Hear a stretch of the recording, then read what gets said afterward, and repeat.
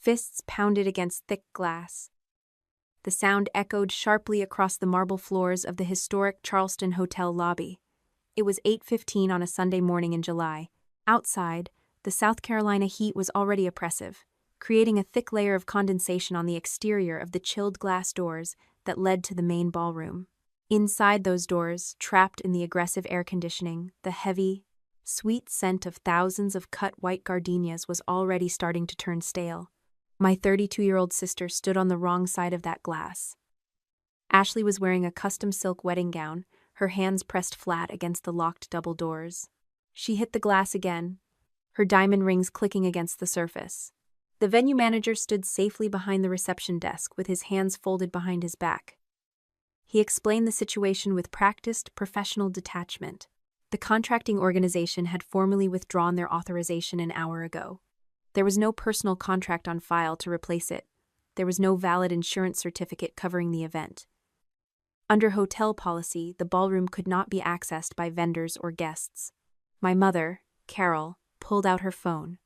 Her voice was sharp enough to cut through the tension in the room. She demanded that the manager call me immediately.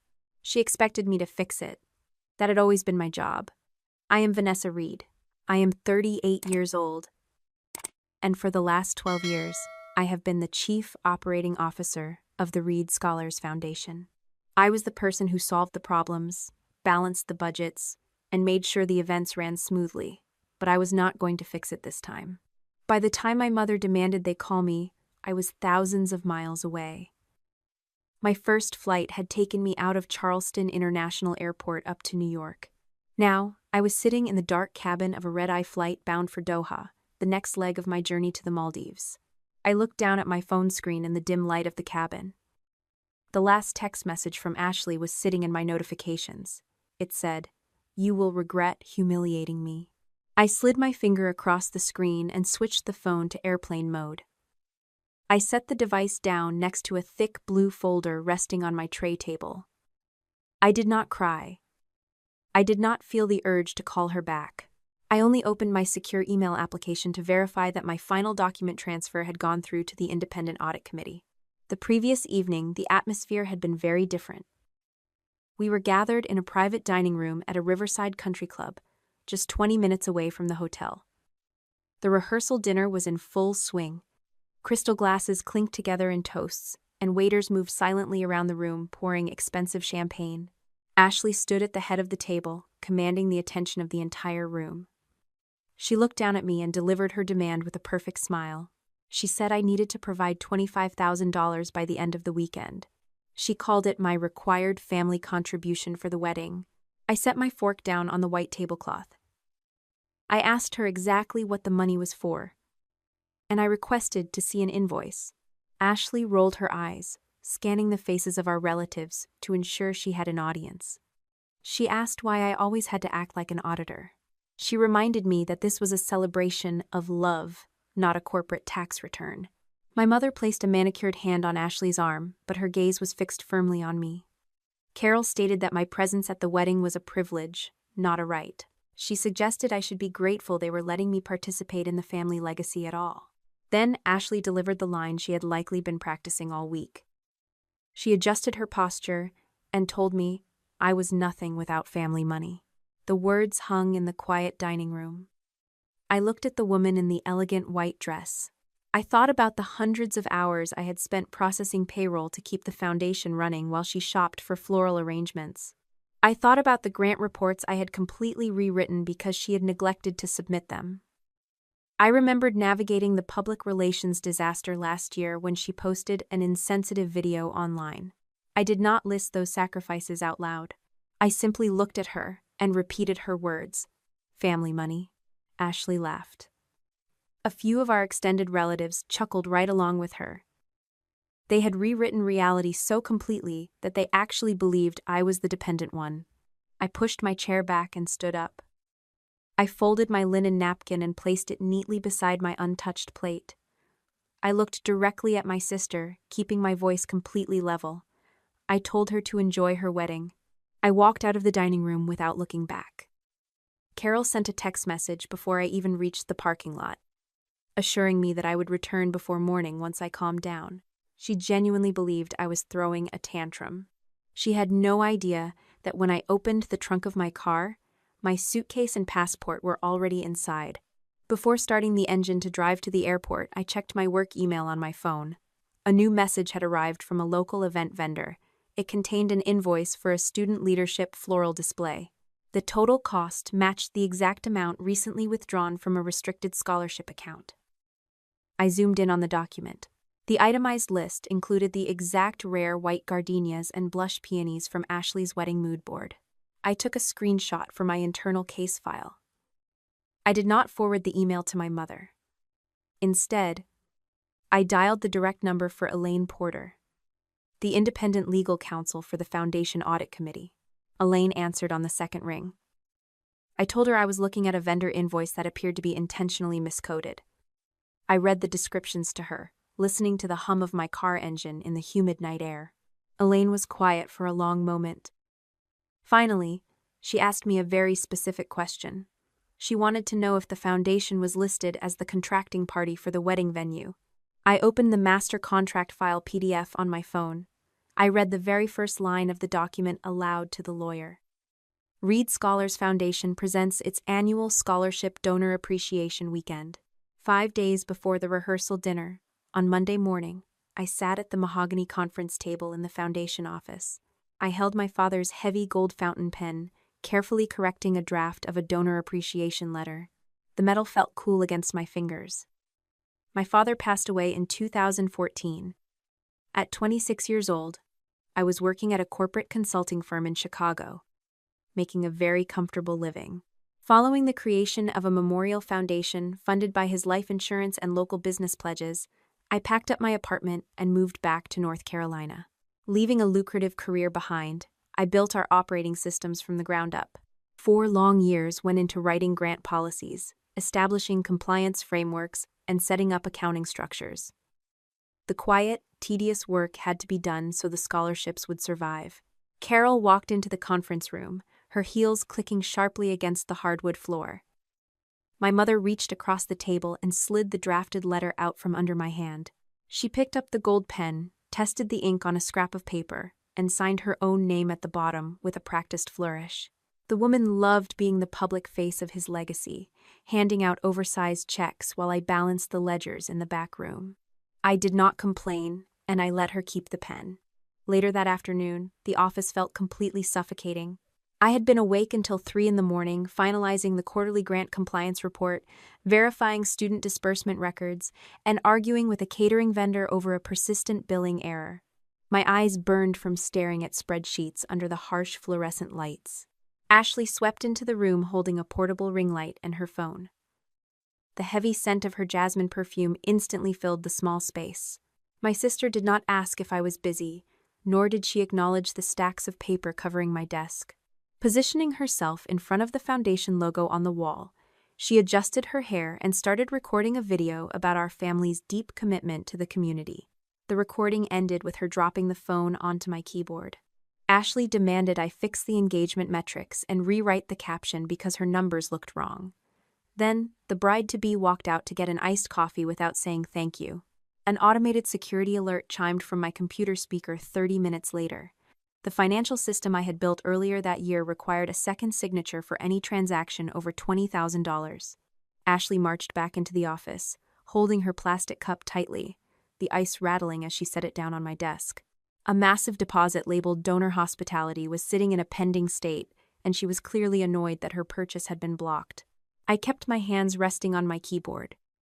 I looked up at her and told her to send the attendee list and the specific donor purpose, adding that I would review the transaction once the documentation was complete.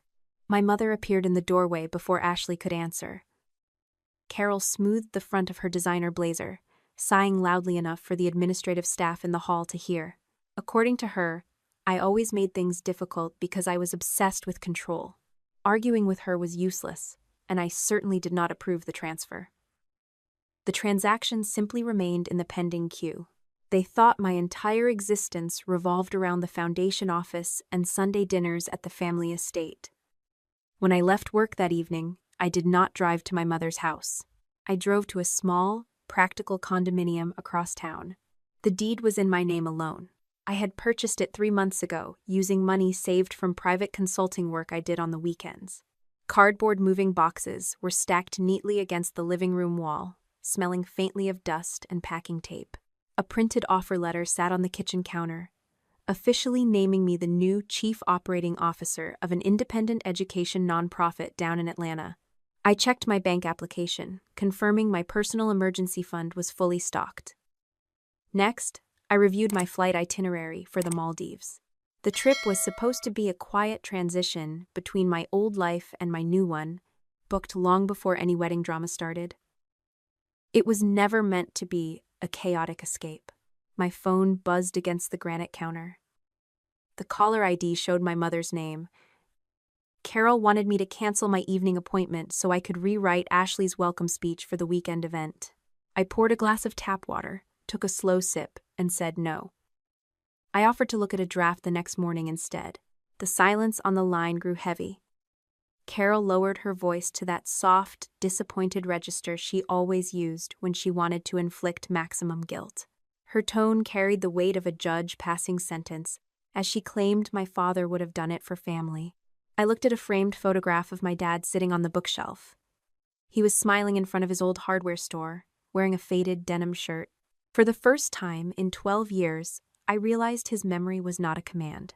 I told my mother I had a prior commitment, and I ended the call. My prior commitment was a scheduled meeting with Elaine Porter. We met at a quiet coffee shop near the courthouse. I ordered black tea, warming my hands on the ceramic mug before asking the question that had been keeping me awake for weeks. I asked her what my legal obligation was if I suspected organizational funds were being used for private benefit. The independent attorney set her cup down carefully. Elaine did not push for names or dollar amounts immediately. The seasoned lawyer simply advised me not to access any files outside my normal operational duties. Preserving only the records I handled in my daily routine was her main directive, along with instructing me to use the formal audit channel if I found concrete proof. Agreeing to schedule a follow-up meeting for the week after the wedding seemed like the safest path. Triggering a formal review that could destroy the foundation required absolute certainty. I unlocked the door to my condominium just as the sun was setting over the city. The apartment was dark, quiet, and entirely mine. I opened my laptop on the kitchen island to check the system dashboard one last time before logging off for the night. A red notification banner flashed across the top of the screen. The system indicated that the donor compliance review, originally scheduled for late next month, had been suddenly moved up. The new date was set for the Monday morning immediately following the wedding. My stomach tightened. I clicked on the restricted scholarship ledger to verify the current balances against the upcoming review. The numbers loaded onto the screen, glaring brightly in the dim room. The main account was short exactly $25,000. The following morning, the Mercer Education Trust grant agreement sat open on my desk. Printed on heavy ivory paper, the terms were absolutely clear. Funds were legally restricted to tuition, textbooks, and direct student support. Tracing a finger down the ledger on my monitor, a distinct pattern emerged. A massive spike in donor hospitality expenses perfectly mirrored the timeline of my sister planning her wedding. I highlighted the suspicious transaction codes. Downloading student data to a personal device was a violation of security protocols, so the records stayed firmly within the secure foundation server. My phone vibrated constantly against the wood veneer of my desk. Ashley had started a group text message with 12 extended family members. Her opening message claimed her older sister was refusing to help with one final wedding expense. Aunts and cousins immediately chimed in, calling me greedy and reminding me how the foundation had given me a career. Arguing with them would only generate more noise. Opening a private chat with the bride, I typed a single request. Please identify the account and purpose for the $25,000. Her reply appeared 3 minutes later. Put it back before the donor review. Then you can come. Those 2 sentences changed everything. Reaching for the office phone, I initiated a routine vendor verification call with the catering and events company. The accounting representative on the other end sounded rushed and promised to forward the complete file. 5 minutes later, an email arrived containing 2 vastly different attachments. The original document was titled bridal suite and wedding floral installation. The revised document, bearing the exact same invoice number and total amount, was labeled Donor Hospitality Suite and Student Leadership Display. Attached to the bottom of the thread was a message from Carol Reed. My mother had specifically requested they update the billing description using Foundation-compatible language. The intention to conceal the theft was now undeniable in black and white. Lunch that afternoon took place at an upscale bistro downtown. Carol slid into the booth across from me, ordering sparkling water and playing the role of the deeply wounded matriarch. The woman insisted her youngest daughter only wanted to share her special day with her sister. Pressing her about the missing funds yielded a sharp, disappointed glare. My mother accused me of turning our loving family into a hostile corporate investigation. Stirring her water with a silver spoon, Carol presented a solution. She gently suggested transferring my personal savings into the Foundation operating account to cover the shortfall. Following the upcoming donor compliance review, she promised the organization would reimburse my generous contribution. The architecture of the trap suddenly became crystal clear. Transferring exactly $25,000 right after facing accusations of greed would create a permanent financial trail. It would look exactly like a guilty employee paying back stolen money. Refusing to sign any internal memo without a verified purpose, I paid the bill and returned to the office. Settling back into my chair, I opened the document retention archive. Searching my own name would leave an audit footprint. Filtering the files by creation date, for the past week, was much safer. A newly uploaded file caught my attention immediately. Preliminary Incident Summary regarding unauthorized transactions by Operations Director Vanessa Reed. My pulse pounded in my ears while reading the 3-page document. The report formally accused me of misclassifying Foundation expenses, preparing to resign without notice, and intending to flee the country. Opening the metadata properties panel revealed the true authors. Carol had created the initial draft 3 days before the rehearsal dinner ultimatum. Ashley had opened the document the following morning and edited the final paragraph. Adding the line about fleeing the country proved my sister had weaponized her knowledge of my upcoming Maldives vacation. Taking out my phone, I captured clear photographs of the metadata using the authorized internal audit application. An urgent notification banner suddenly dropped down from the top right corner of my monitor. An IT service ticket had just been generated. Permanent deletion requested by Carol Reed. Priority urgent, scheduled for processing tonight. Foundation servers did not automatically delete files based on a countdown clock. An administrator had to manually approve and execute a hard deletion. Stopping that process required formal intervention. I needed to call independent counsel and initiate an official legal hold before the system administrator returned from dinner. My fingers moved rapidly across the keyboard, copying the urgent ticket number and the metadata screenshots into a secure message for Elaine Porter. Dialing her direct line took only a second. The attorney answered immediately, her voice calm against the panic rising in my throat. I explained the deletion request sitting in the system queue. Elaine instructed me to stay on the line while she drafted the formal, legal hold. 10 minutes later, official notices hit the inboxes of the Information Technology Department, the document custodian, and the audit committee. The administrator was legally bound to freeze the deletion request, preserving the entire version history and all associated audit logs.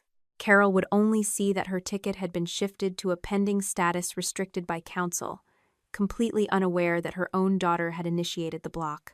Securing the evidence was only the first step.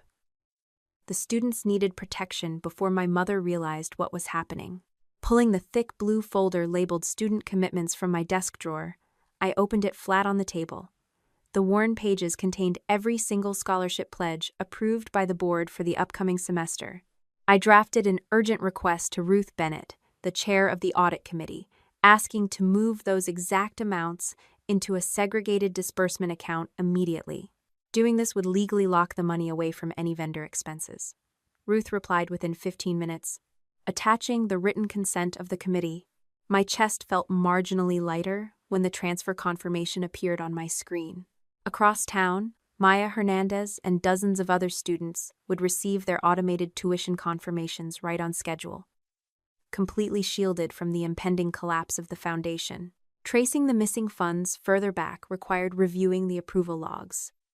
The initials belonging to Martin Cho, our finance director, sat next to 3 massive donor hospitality transfers.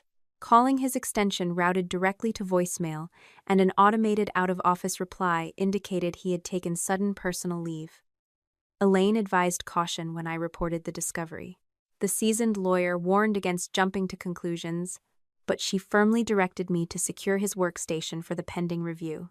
My mother did not wait long to escalate her own strategy.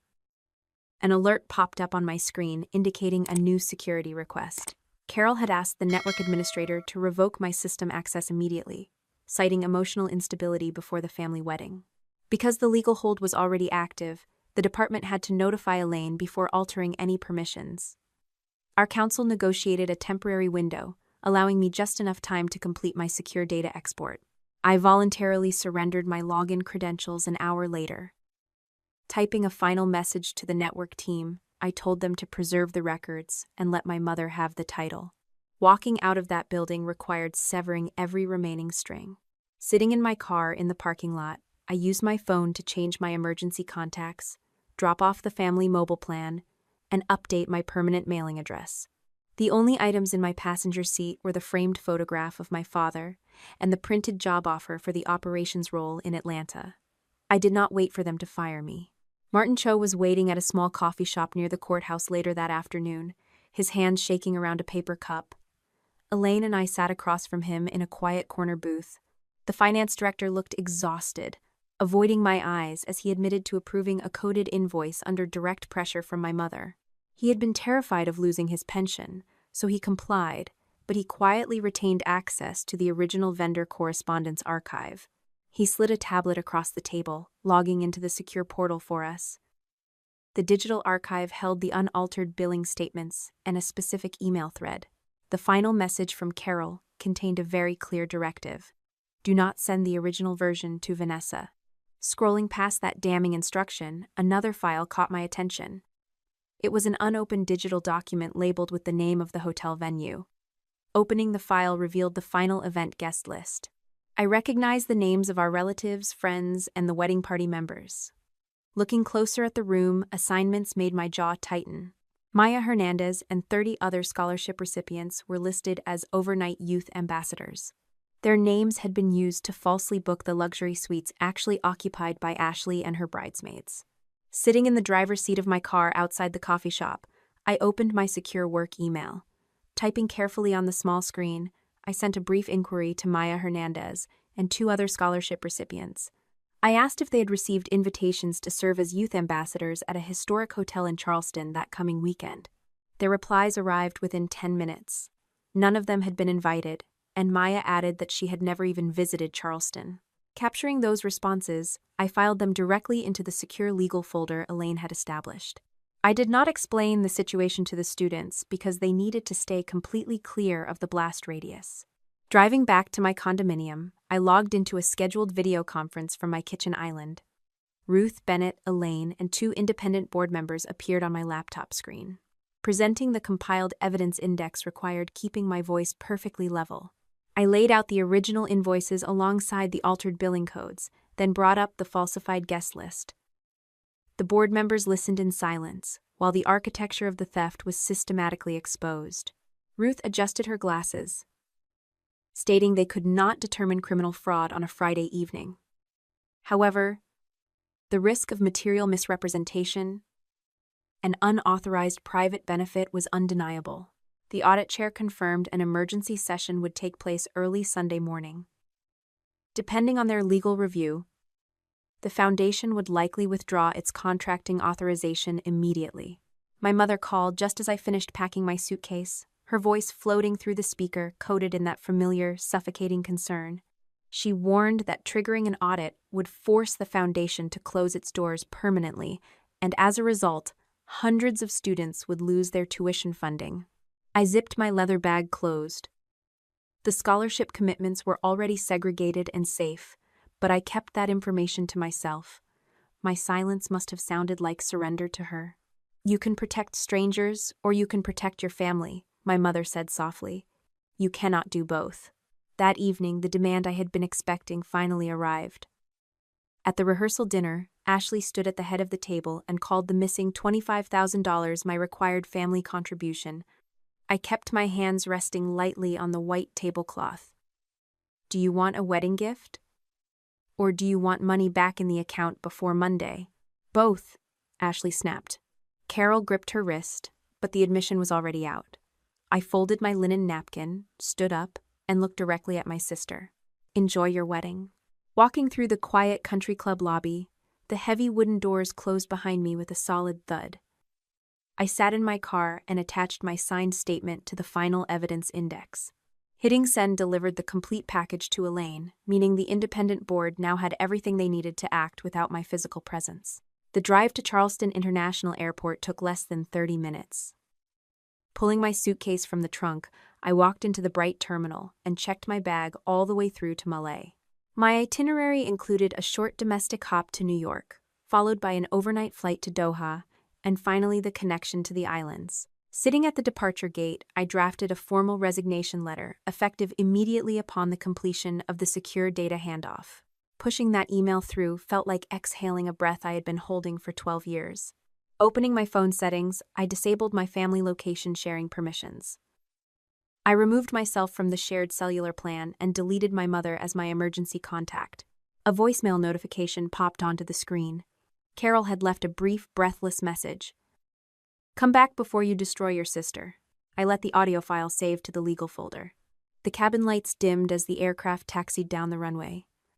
A final text message from Ashley vibrated against my palm. You are nothing without us.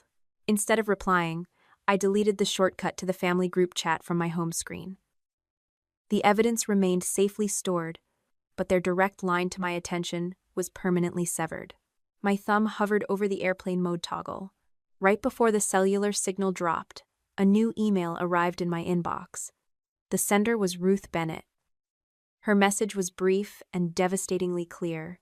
Emergency board action scheduled for 8 in the morning. If the foundation withdraws, the hotel will not release the ballroom. I looked at the glowing digital clock on my screen, then pushed the toggle. The phone went completely dark. The aircraft wheels touched down on the blazing tarmac in Doha, and the cabin immediately filled with the restless sound of shifting luggage and unbuckling seatbelts.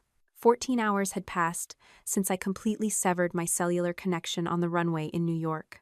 Stepping off the plane and walking into the sprawling, glass-walled international terminal, the aggressive air conditioning chilled the sweat on the back of my neck. The heavy scent of roasted coffee beans and expensive duty-free perfume washed over me, a sharp contrast to the stale, recycled air of the passenger cabin. Finding a quiet, isolated corner in the transit lounge, I sat down in a leather armchair and pulled my phone from my travel bag.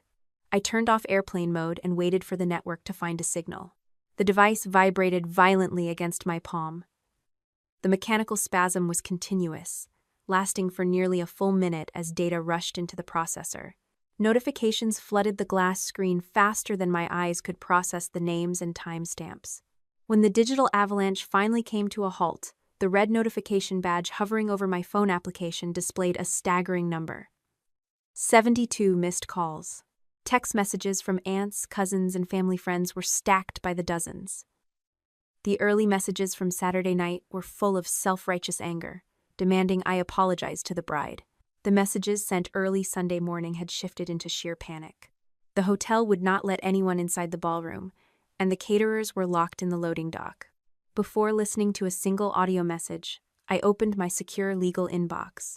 An encrypted message from Elaine Porter sat at the very top of the queue, carrying a timestamp from 8 o'clock Sunday morning, Eastern Standard Time. The Independent Audit Committee had convened an emergency video conference while I was sleeping somewhere over the Atlantic Ocean. Reading through the formal minutes attached to the email, the sequence of events laid out a swift and surgical dismantling of my mother's assumed authority. The Foundation Council had formally presented the evidence of material misrepresentation. The gathering in Charleston had been documented in our financial system as a donor appreciation weekend, but the reality was a deeply personal, unauthorized family wedding. Following the strict organizational bylaws, the audit chair and 2 acting officers voted to immediately suspend Carol's contracting authority pending full board ratification. Official legal notices had been dispatched simultaneously to the historic hotel, the liability insurer, and the corporate credit card issuer. The Reed Scholars Foundation had officially withdrawn as the authorized contracting party for the event. Armed with that legal context, I switched over to my voicemail application and played the first recorded message. The audio timestamp marked 8:15 in the morning. The recording started with the sharp, echoing sound of someone pounding on thick glass. Through the tiny speaker of my phone, the chaotic acoustics of the hotel lobby painted a vivid picture of the fallout. My mother was speaking directly into the receiver, her voice pitched high and breathless with panic. She demanded I answer the phone immediately and fix a massive misunderstanding with the venue management. In the background, Ashley was crying loudly. My younger sister yelled at someone off camera that her makeup artists and floral vendors were trapped in the parking lot. Then, a calm, professional male voice cut through the background noise. It was the venue manager, and his words were perfectly clear even over the cellular connection. He explained that the contracting organization had formally withdrawn their authorization an hour prior. He politely listed 3 non-negotiable requirements to open the ballroom doors. The hotel required a new personal contract, a new liability insurance certificate, and a valid payment method capable of covering the massive event deposit. Without those 3 items presented immediately, the facility was completely off-limits.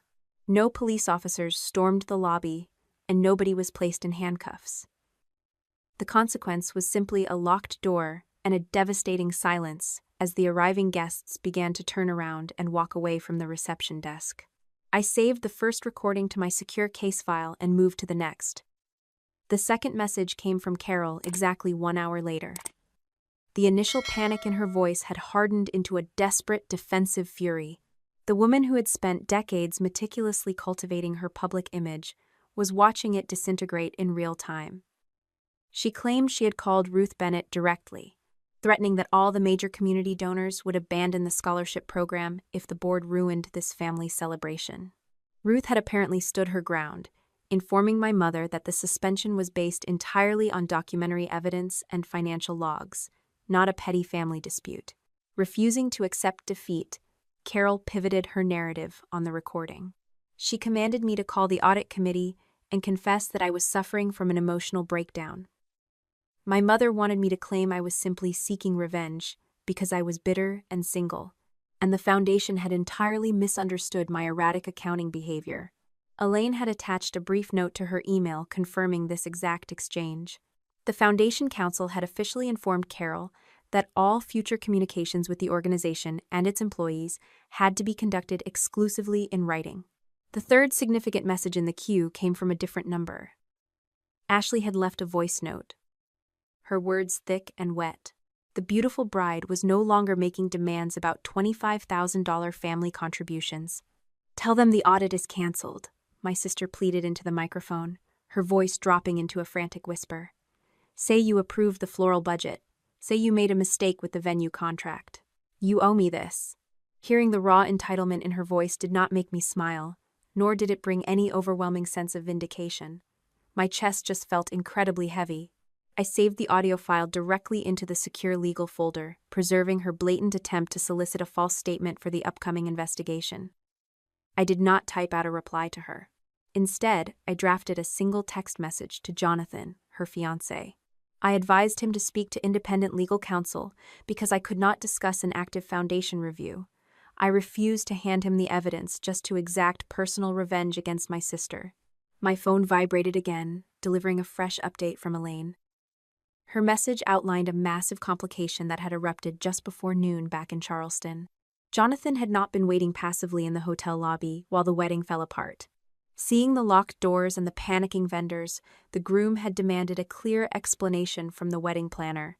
The planner, trying to prove the venue was being entirely unreasonable, showed Jonathan the master contract summary.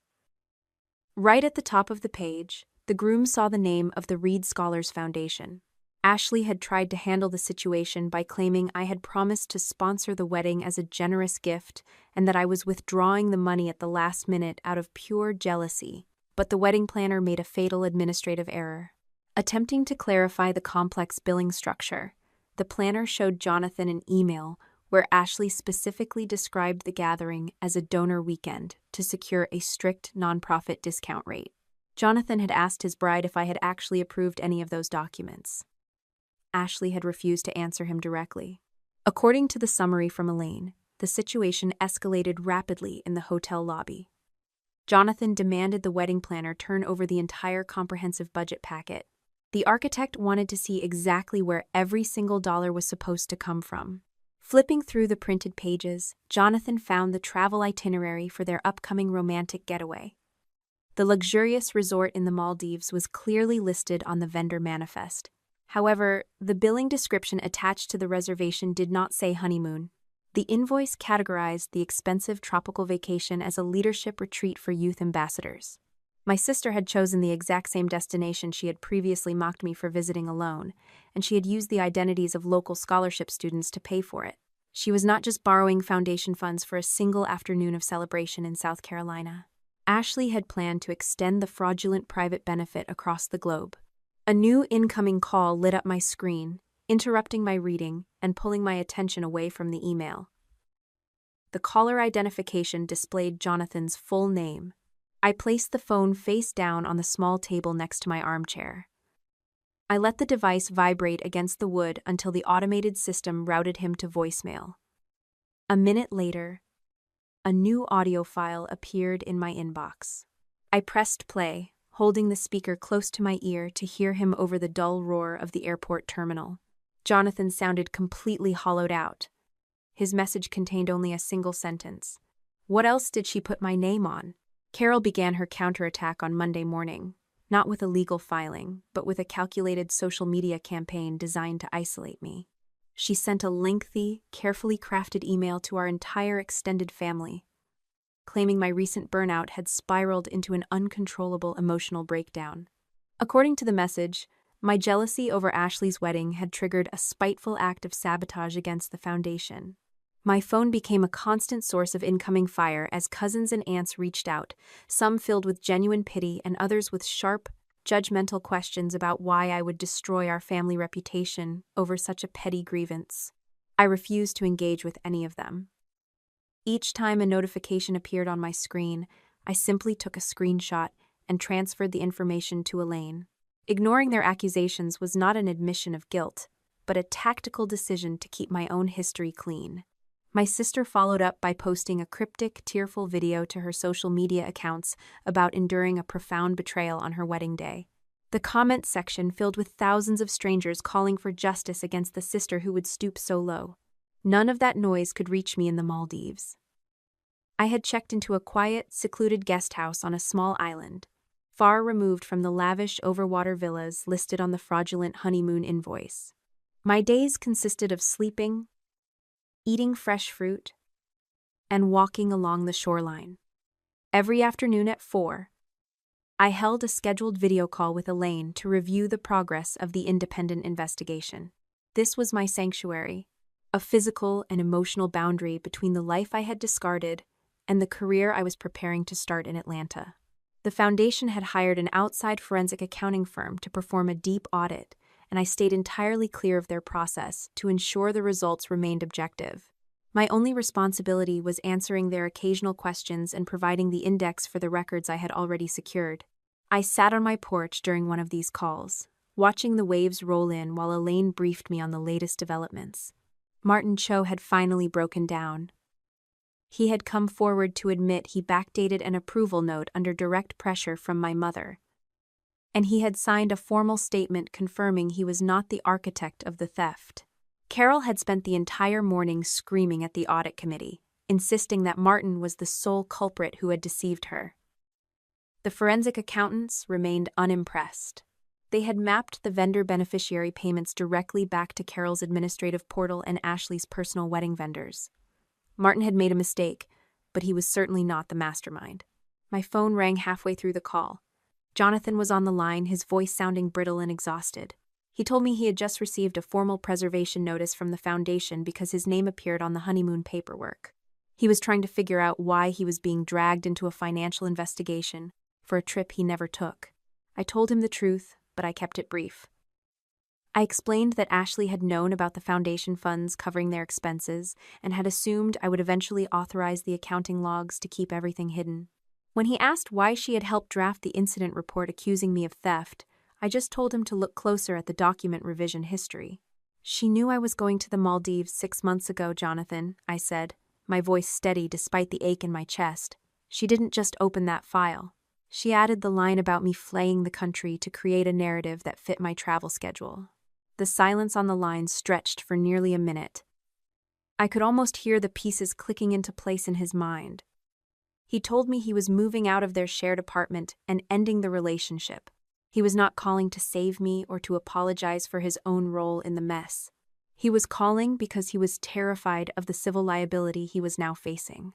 The next day, an unexpected message arrived from Maya Hernandez.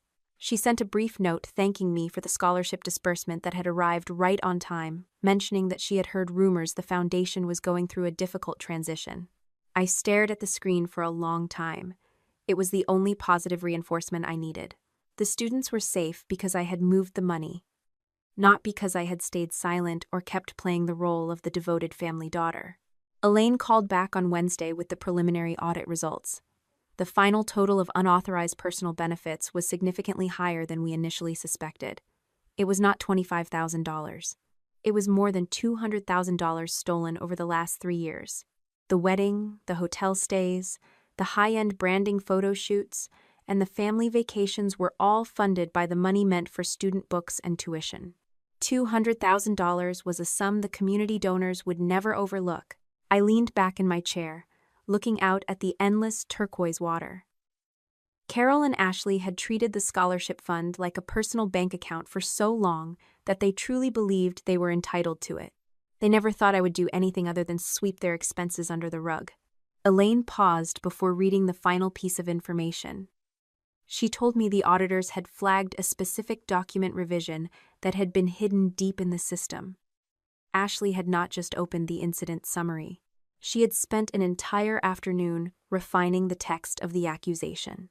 Vanessa plans to flee the country immediately after taking the funds, Elaine read from the report. The timestamp shows she added that sentence a few minutes after you sent the Maldives booking confirmation to the family group chat. I put the phone down, feeling a strange, cold clarity settle over me.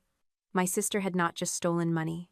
She had calculated the exact moment to frame me as a criminal, using my own vacation plans as the perfect evidence of my guilt. I did not need to shout or scream at the screen. The reality was finally documented in a way that the board could never ignore. I looked at the dark water and realized that the perfect image they had built for themselves was already cracking. The audit was not just a procedure anymore, it was an inevitable collapse. I picked up my phone and sent a short reply to Elaine. I told her I would be ready for the board hearing. It was time to go home and finish this. 6 weeks after leaving Charleston, I stepped into the foundation boardroom.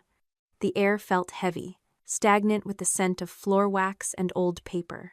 Carol sat at the head of the table, her posture rigid, attempting to maintain the illusion of authority despite the formal suspension of her duties.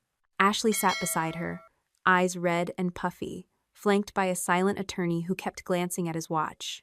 I took a seat across from them, setting the heavy gold pen my father had owned on the table, a stark reminder of the legacy they had tried to steal.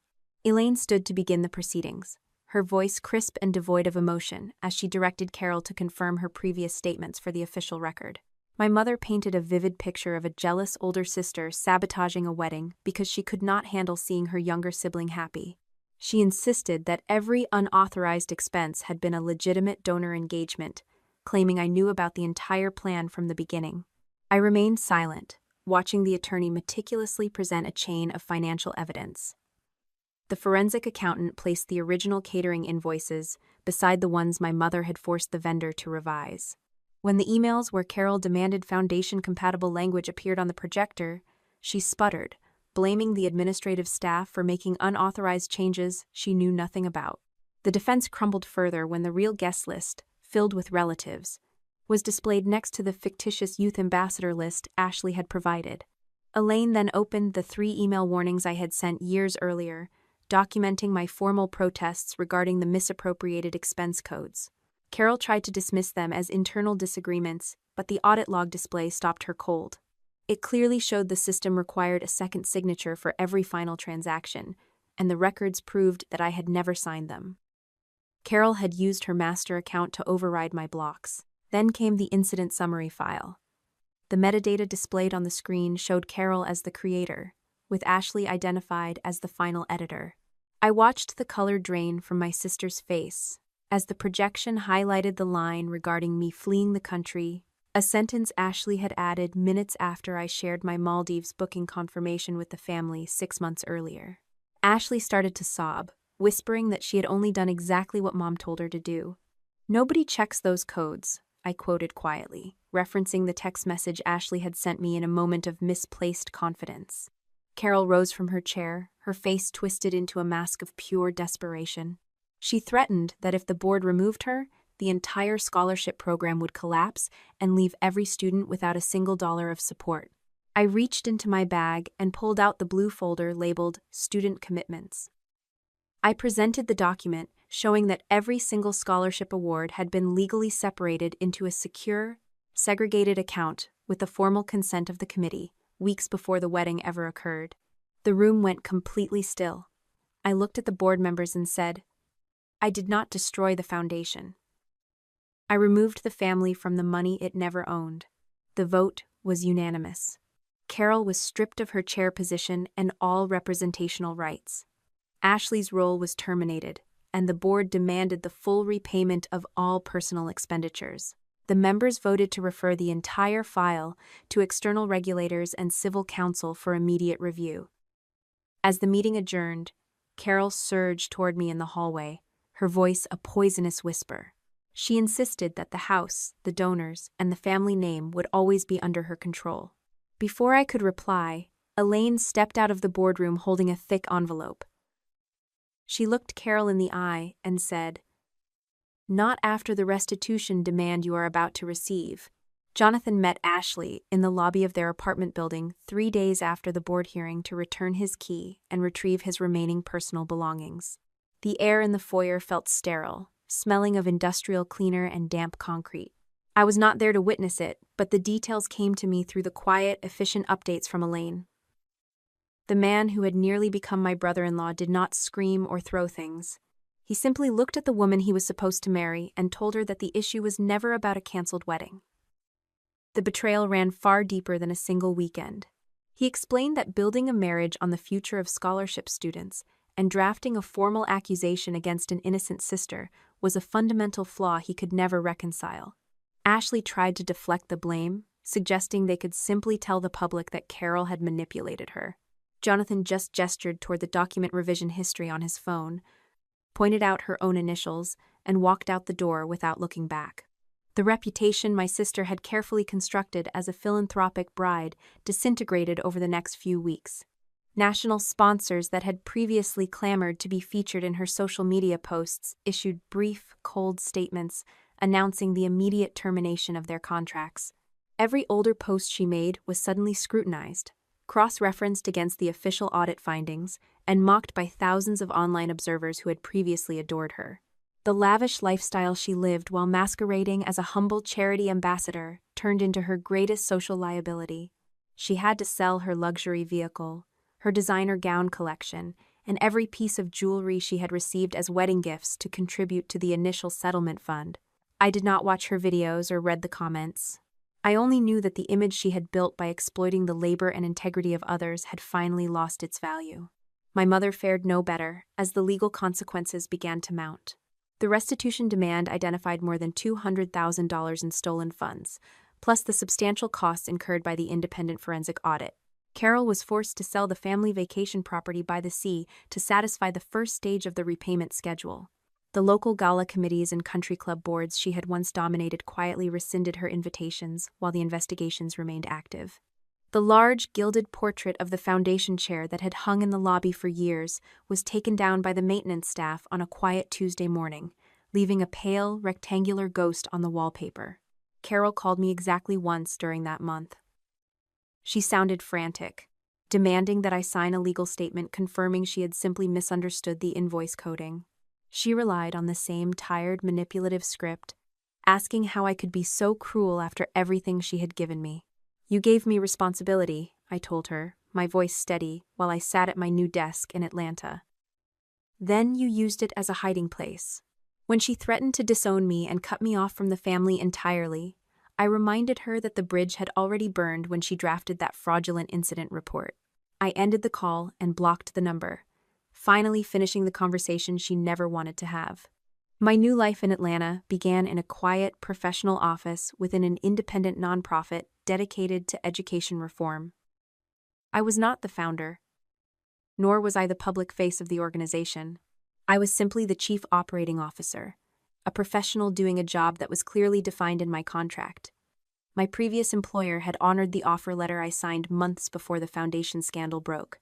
I sold the small condominium in Charlotte to simplify my finances and moved into a bright, modern apartment that carried no history of family drama. For the first time in over a decade, I could open an email without bracing for a disaster, and I could sign a budget report without fear of the numbers being twisted into a weapon. The foundation audit officially cleared me of all allegations, and the board released a public statement confirming that the restricted funds had been misused by parties who were no longer involved with the program. Every single student award had been successfully protected, and the files were transferred to the appropriate regulatory authorities. A civil restitution agreement established strict, long-term limits on any future involvement Carol or Ashley could have with the organization. What my mother always referred to as our family legacy had never actually belonged to her. The board took the opportunity to completely restructure the foundation, permanently ending the period of family control and renaming the core program as the Thomas Reed Scholars Program under a completely independent charter. I was no longer the foundation owner's daughter. I was a professional, an architect of systems who had survived the fire. Ruth Bennett reached out to me toward the end of September. She invited me to return to Charlotte to sign the new charter documents during the inaugural scholarship ceremony of the reformed program. She told me that one specific signature was missing, and it belonged on the new founding records. I walked into my office that morning and saw a familiar velvet box sitting on my desk. The gold fountain pen my father had owned, the one Carol had been obsessed with wielding, had been recovered from the old office safe. It was waiting for me. I held the pen, felt the weight of it, and realized I finally understood why it had been so important to keep it safe for all these years. The scholarship award ceremony took place in a brightly lit community college auditorium, devoid of the aggressive floral installations and expensive gala trappings that had defined my sister's failed wedding.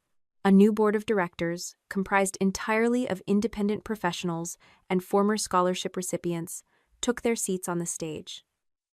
I sat in the front row as a guest and a technical advisor, watching the transition of power from the back of the room rather than holding the reins of the entire organization.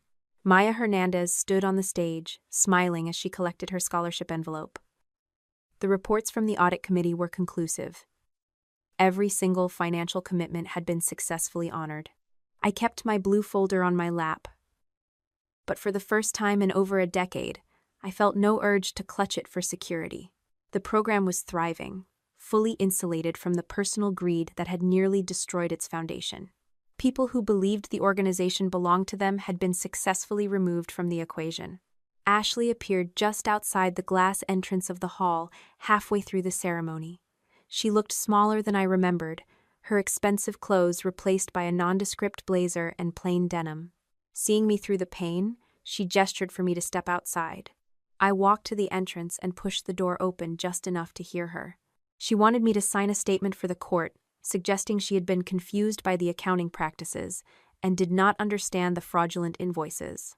I looked at my sister, whose ambition had been to become an influencer of charity, and asked if she was prepared to admit to the board that she had personally edited the incident report intended to frame me. "Mom told me to," Ashley whispered, her eyes fixed on the pavement. "And you chose to," I replied. I did not let her inside the hall, nor did I raise my voice. I simply retreated back into the room and let the door close between us. Carol sat in a parked car at the edge of the parking lot, watching the students walk out with their awards. She looked older through the windshield, a woman stripped of the power she once wielded like a weapon. She tried calling my phone, but I left the device in my bag, letting the screen stay dark. The absence of authority was the only punishment she truly understood. Ruth walked up to me after the program concluded, carrying the heavy gold fountain pen that had been recovered from the old office. The new charter prohibited any family member from receiving private benefits, mandated dual approval for all major expenditures, and forbade the use of scholarship beneficiary data for personal promotional activities.